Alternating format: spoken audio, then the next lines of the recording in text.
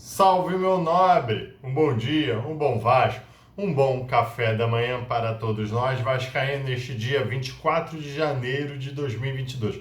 Olhando para baixo, porque hoje celebra-se, hoje comemora, chora-se. Enfim, você vai determinar o verbo que é, mas faz um ano que Jorge Salgado e a chapa Mais Vasco assumiram o comando, a presidência, usurparam o poder do Vasco da Gama. E aí, o que você acha disto? Por favor, já começa a botar aqui no comentário, porque o vídeo hoje é assim, é um bate-papo, sem vinheta, sem muita firula, sem nada, só para entender aquelas pessoas que talvez assistem o nosso vídeo aqui no Marca Vasco e gostem desta diretoria.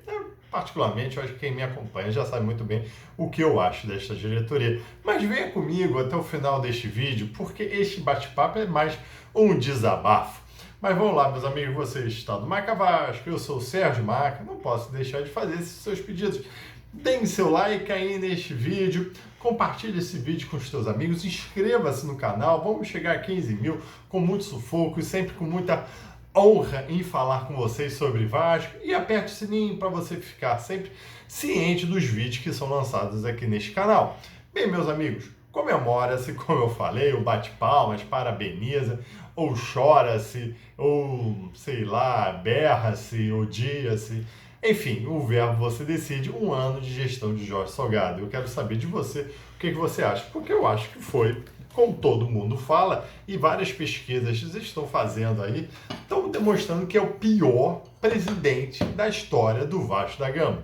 Uma história centenária de 123 anos, então tem que ser muito ruim, muito horroroso. Mas a gente não pode deixar de negar que é o pior presidente do Vasco da Gama. E não só o presidente, né? Todo mundo que o acompanha. Seu primeiro vice-presidente, Carlos Roberto Osório, que ao meu ver é um político de profissão, eu não sei que particularmente ele faz da vida, a não ser político. Você tem o Duque Estrada, advogado, e você tem o Vitor Roma, que ele pode ser bem sucedido lá no BNDES, mas como VP de marketing nada nos trouxe muito de novo, a não ser agora um vínculo mais digital, lançou a camisa LGBTQI+, mas nada fundamental, não teve uma grande revolução, tanto que o plano sócio-torcedor do Vasco está naufragando. Adriano Mendes, o rei das planilhas, e tantos outros VPs aí, tantas histórias desse ano que a gente tem que contar, troféus na Kombi, goteira na arquibancada da natação. Enfim, é muito triste, é muita história ruim para contar em apenas um ano de direção de Jorge Salgado. Mas aqui eu vou apontar alguns pontos negativos, que ao meu ver só tem pontos negativos. E como eu gosto de saber o ponto de vista de outras pessoas, eu faço um desafio para você. Um desafio para você, escreva aqui embaixo. Me fala algo positivo desta gestão. A não ser aquela narrativa de que o Jorge Salgado pelo menos afastou o Leve, afastou o Roberto Monteiro, afastou o Euriquinho da vida do Vasco da Gama. Sem essa história, essa narrativa, tudo mais. Mas eu quero saber o que efetivamente o Jorge Salgado produziu de bom neste um ano de sua direção no Vasco da Gama.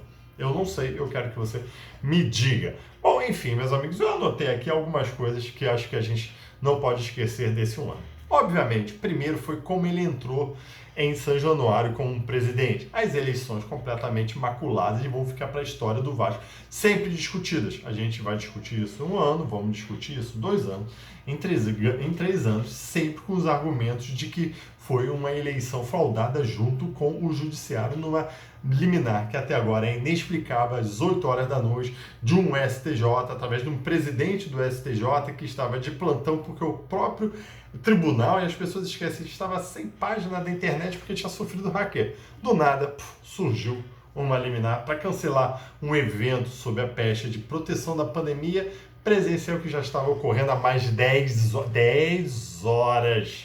Ou seja, para proteger os sócios do eleitor, faltam 2 horas para terminar o evento, ele suspende isso. Enfim, injustificado.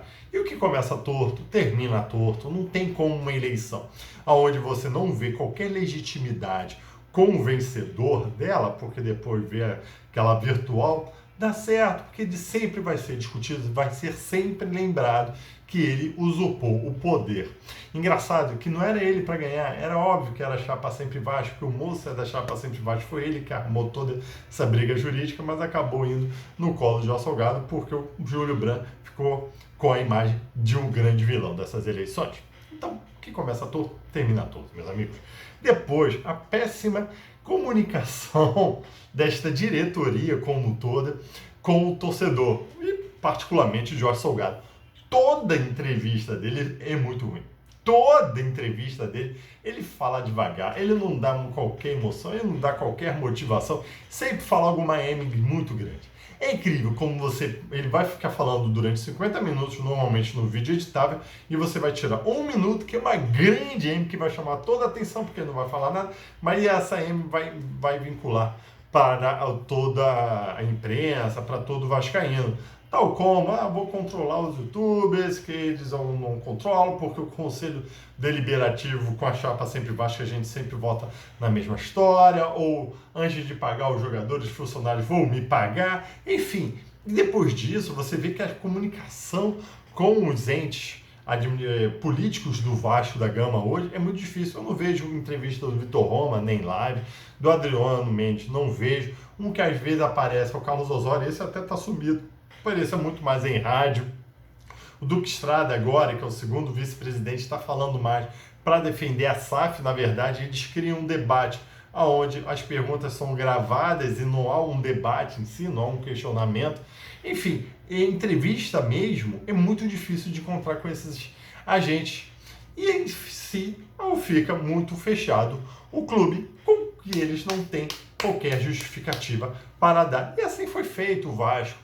Em 2021 rebaixado, se mantendo na Série B, eles não vieram numa coletiva pedir, foi mal, foram rebaixados da Série A para a Série B, foi mal, torcida, erramos tudo, não, nunca pediram uma desculpa, nunca reconheceram suas falhas. E será que não tem falhas nesse projeto da Chapa Mais Vasco? Porque hoje, o único jeito que eles celebram, que eles alardeiam para a torcida, é a venda do futebol, é a SAF, é falar assim, olha, eu não sei fazer essa merda, não sei administrar isso, vou vender para alguém com algum cascalho e eu me sair daqui com o meu projeto debaixo dos braços. Como assim? Então sai logo dessa direção. Arma uma nova eleição, aí os caras, o torcedor vai votar em quem? Porque de repente pode vir uma chapa falando, eu quero vender, beleza, aí fica pela liberdade dos votos, mas então sai do Vasco da Gama. Não sabe administrar isso, se a sua única possibilidade é a venda do Vasco através de uma SAF, sai logo dessa administração. Um terceiro ponto que eu também quero falar aqui, que é muito ruim do Vasco da Gama, desta diretoria, é em toda uma infraestrutura que envolve o clube. O clube não é só o futebol, é o ponto importante, mas é o social. Você viu o calabouço fechado durante um ano, quando teve a reforma, só foi uma pintura, tanto que você viu imagens aí de uma cachoeira caindo no restaurante do calabouço. Essa é a reforma de Jorge Salgado. Você viu a reforma da Lagoa, hoje você passa ela tá pitadinha. Foi a direção, foi Jorge Salgado, foi a chapa mais baixa. Não, isso inclusive, se não me engano, foi até o Eduardo Cassiano da Sempre Vasco que movimentou ali um Pix, mandou pelo menos pintar ali a fachada da sede da Lagoa do nosso Remo. Não sei como está internamente, mas pelo menos por fora agora voltou a ficar bonito, porque estava toda manchada de infiltração. A direção fez alguma coisa? Não. O que a direção fez? Saiu, pegou todo o escritório, a parte administrativa do Vasco da Gama, foi para o centro da cidade, para um prédio, onde eles reformaram, que é do Carlos Roberto Osório. Olha só, o complacto foi para casa do caralho nessa história. Quer dizer, a direção, olha só, eu vou sair de São Januário, eu vou para um prédio do meu vice-presidente, vou fazer a reforma do meu vice-presidente e ali vou instalar toda a diretoria administrativa do Vasco da Gama, porque assim, pelo menos esse agente fica mais perto de casa, mais perto do trabalho, já que muitos são ali do BNDES, vão e voltam ali no centro, não precisam mais pisar em São Januário. Enquanto isso, São Januário, você vê imagens aí, como eu falei, goteira na arquibancada da natação, a arquibancada de São Januário eternamente em obra, que agora você sequer pode entrar no gramado ou no estádio para você tirar fotos, você tem que pagar um tour virtual, um tour lá da colina para você visitar São Januário. A piscina teve fotos aí completamente esverdeada, nojenta. Enfim, a estrutura de São Januário afastou o sócio. Hoje você não sei frequenta São Januário mais, e você não se frequenta Calabouço, até que voltaram a frequentar o Calabouço, mas numa reforma fajuta, Sede da Lagoa, um dos principais pontos de turístico do Vasco da Gama, tá ali, tava pelo menos toda manchada, e é essa estrutura, e novamente, sem falar dos troféus que foram colocados numa van, a Deus dará, numa Kombi, né, para uma nova reforma que fizeram no museu virtual. E exatamente isso, meus amigos. É incrível isso, né? E depois, agora, eu não poderia terminar com o futebol. Mas eu acho que o futebol, a gente sempre falou durante esse ano todo, foi uma das piores coisas que a gente vai ver. E esse ano vai ser o pior ano do futebol. Eu estou falando, a gente vai para o rumo para a Série C. Esse elenco que foi montado é muito fraco, é um técnico mediano e a gente vai para a Série C. Guardem estas minhas palavras no final do ano. Eu torço muito para que isso não ocorra. É óbvio, eu quero que o Vasco seja campeão do mundo, mas não consigo enxergar isso nesse elenco que o Vasco fez sem um jogador de referência. O nosso jogador de referência é o Nenê de 41 anos.